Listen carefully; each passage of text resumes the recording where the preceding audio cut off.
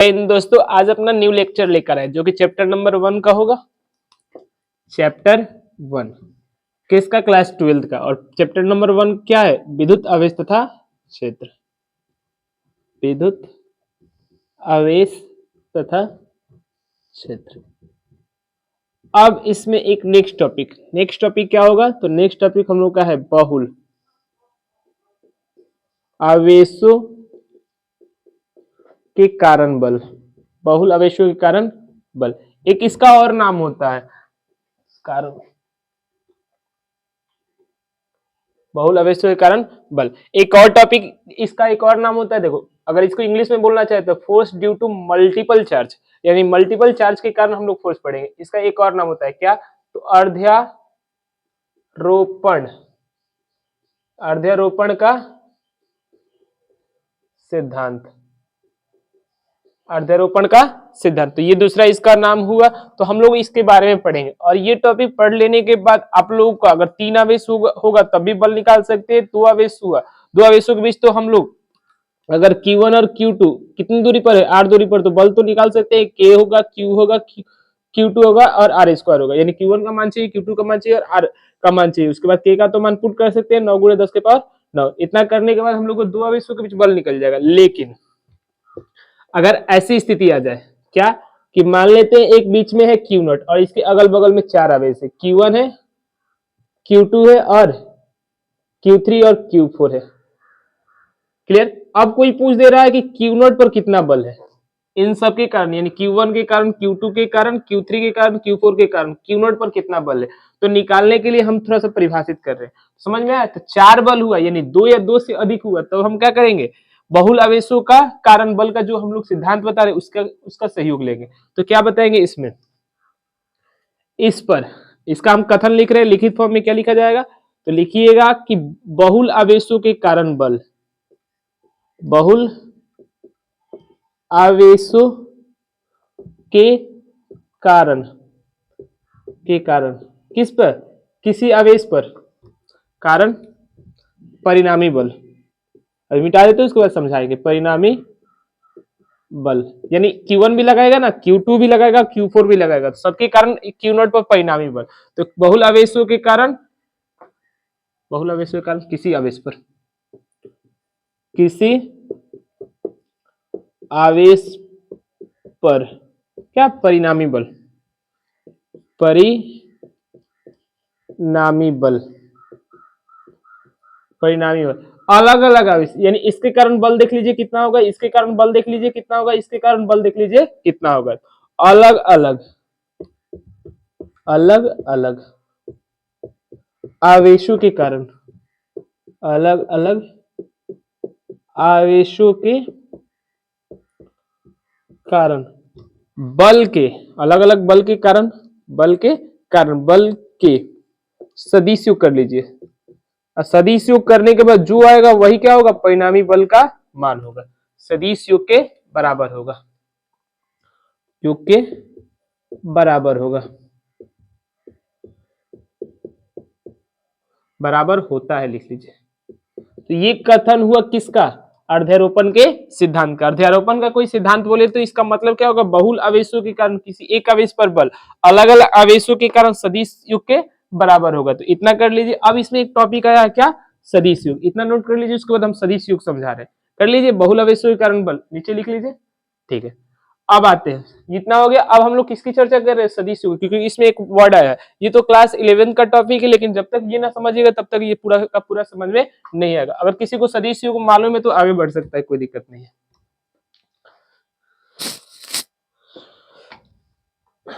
अब मिटा दे। अब नेक्स्ट हेडिंग हम लोग का होगा सदिश योग। इसी के नीचे डाल सकते हैं, कोई दिक्कत नहीं है। बहुल आवेशों के कारण बल का तो हम लोगों ने कथन देख लिया। अब नीचे हेडिंग डाली, किसके बारे में पढ़ रहे हैं? सदिश योग। बहुत विस्तृत में नहीं जा रहे, वेक्टर एडिशन। इंग्लिश में क्या बोलेंगे? Vector addition. तो उतना विस्तृत में नहीं जा रहा है, लेकिन समझाने की ट्राई करते हैं। सदिश योग का मतलब क्या होता है? 2 सदिश होगा, उसको जोड़ेंगे। तो मान लेते हैं पहला सदिश कौन है? ए है, फिर बीच में प्लस, फिर दूसरा सदिश कौन है? बी है। अब इन दोनों को जोड़िएगा तो कुछ ना कुछ तो मिलेगा ना। तो कुछ ना कुछ जो मिलेगा उसका हम नाम दे रहे हैं। सी दे सकते हैं या आर दे सकते हैं। अब आर का मान क्या होगा, आर का मान क्या होगा, तो आर का मान जब निकालना होगा तो आप देखेंगे इन दोनों के बीच एंगल का मान कितना दिया, अगर ए और बी सदिश के बीच एंगल कितना दिया होगा, 0 डिग्री दिया होगा। देखिएगा कभी ना कभी दिखेगा आपको एंगल कितना दिया होगा, 0 डिग्री। तो जब आर निकालिएगा तो सदिश ए का परिणाम और सदिश बी का परिणाम को जोड़ दीजिएगा। क्लियर हुआ, तो जो आएगा उसी को क्या बोलेंगे, आर बोल देंगे। फिर यानी स्थिति नंबर 1 सदिश योग लिखेंगे, नीचे यही लिखेंगे सदिश ए है, अब सदिश बी, अब क्या मिल रहा है, आर। आर की कब, जब इन दोनों के बीच एंगल 0 होगा तो आर क्या होगा, ए प्लस बी। फिर दूसरा नंबर मान लेते हैं ए प्लस बी, हमको क्या चाहिए, जोड़ने के बाद आर, लेकिन देखेंगे एंगल, अगर एंगल कितना होगा 180, तब जब आर निकालना है तो क्या कीजिएगा, बड़े सदिश में से छोटे, चाहे बड़े परिणाम वाले सदिश में छोटे परिणाम वाले सदिश को घटा दीजिए, ए माइनस बी को कर लीजिए, जो आएगा उसी को क्या बोलेंगे, आर बोलेंगे। जब एंगल कितना बने 180, 3 नंबर देख लीजिए, 3 नंबर में क्या निकालना, आर। तो मान लीजिए एंगल कितना दिया होगा, 90 डिग्री। मान लीजिए दोनों सदिशों के बीच एंगल कितना हो, 90 डिग्री। तब जब आर निकालना है तो क्या कीजिएगा, पहला सदिश के परिणाम का स्क्वायर और दूसरा सदिश के परिणाम का स्क्वायर कर लीजिएगा, जो आएगा उसी को क्या बोला जाएगा, आर।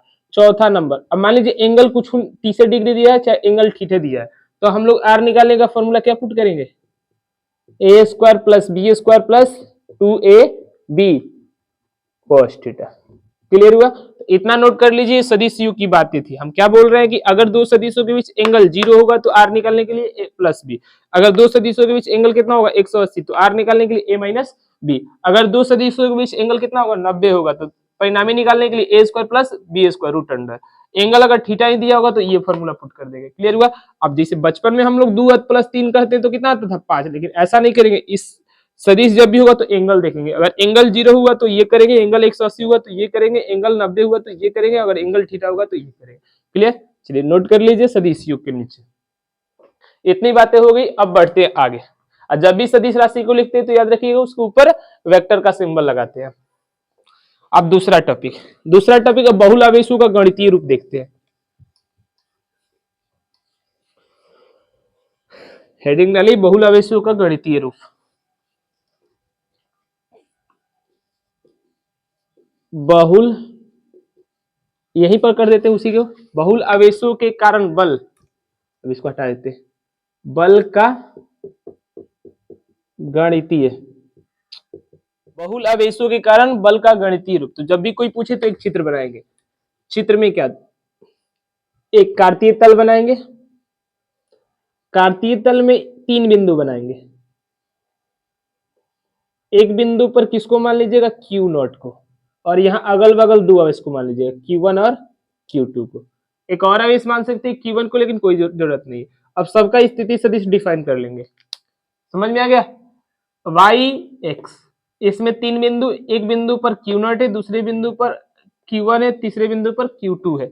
अब यहां से लेकर यहां तक रेखा मिलाएंगे और इसका नाम देंगे R0। R0 क्या है, तो Q0 का स्थिति सदिश है। फिर Q1 का स्थिति सदिश क्या है, R1 है।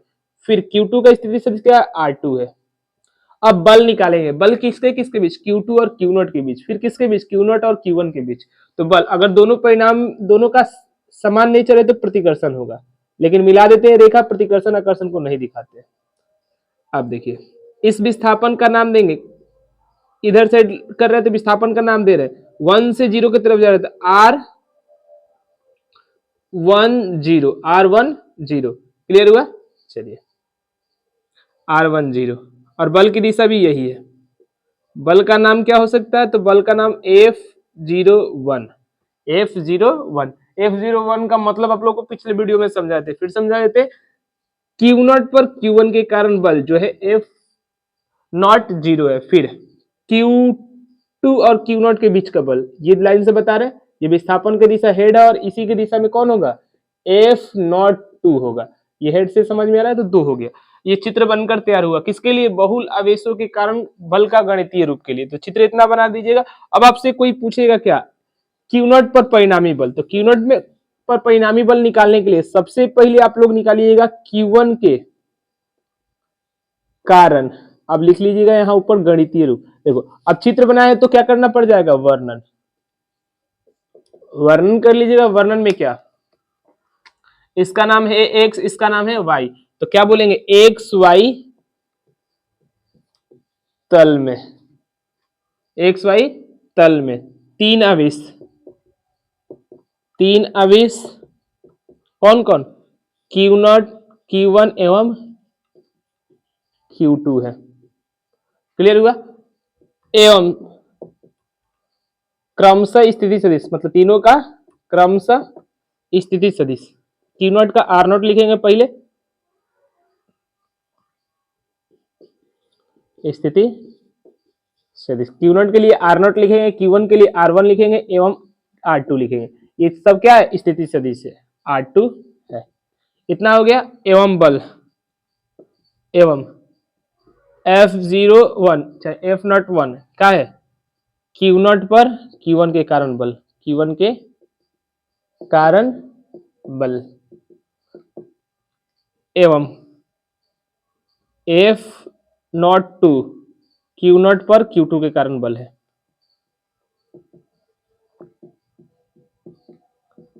बल है, ये चित्र बना लीजिएगा, वर्णन कर लीजिएगा। तो इतना हो गया, इतना हो गया, देख लीजिए। चलिए अब मिटा देते हैं। तो अब हमको गणितीय रूप से मतलब है, चित्र बनाए उसका वर्णन कर दिए। चित्र में जो चीज आपको दिख रहा है वहां लिखा हुआ भी है कि जो चीज एक्स वाई क्या है, एक तल है जिसमें तीन आवेश है, कौन कौन, Q0 है, Q1 है, Q2 है, यहाँ लिखे। एवं क्रम से इसका स्थिति से R0 इसका, R1 इसका, R2। क्लियर हुआ। तो ये सब चीज को लिखे और इस बल का नाम भी बता दिए और इस बल का नाम भी बता दिए, बगल में नोट कर लीजिएगा। अब ऊपर डालिए गणितीय रूप, गणितीय रूप। देखो इनडायरेक्टली अगर कहा जाए तो ये उपयोग होने वाली चीज है, एग्जाम में तो उतना पढ़ के आएगा नहीं, लेकिन हर जगह उपयोग होगा। बड़े बड़े डेरिवेशन में इसी कथन का हम बार बार उपयोग करेंगे। लिखेंगे गणितीय रूप, गणितीय रूप। तो गणितीय रूप के लिए आप लोगों को क्या चाहिए, किसका मान, F01 और F02 का मान। तब ये बोल देंगे ऊपर Q0 पर Q1 के कारण बल, नाम क्या दिया इसका, F01। क्लियर। अब देखिए निकालने के लिए क्या चाहिए, K चाहिए, Q0 चाहिए और Q1 चाहिए, और नीचे साइड स्थिति सदिश चाहिए, चाहे स्थिति से विस्थापन दोनों के बीच। इन दोनों के बीच विस्थापन कौन है, R10 है, R10। अगर सदिश रूप में बताना चाहते हैं तो इसका स्क्वायर होता है यहाँ, और ये सदिश रूप में लिखना चाहते हैं तो क्या लिखेंगे, R10 वन नॉट, सॉरी, इसका कैप लगा दीजिए। ये हुआ Q0 पर Q1 के कारण बल, ये एक हो गया। अब कंडीशन नंबर 2, कंडीशन नंबर 2 में Q1 फिर Q0 पर Q2 के कारण बल, Q2 के कारण बल। ठीक है, इसका नाम क्या देंगे,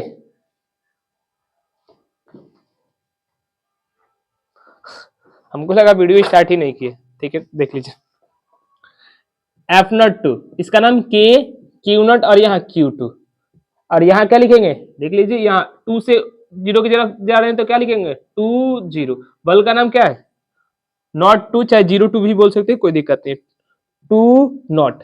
और इसी का एक स्थिति सदिश,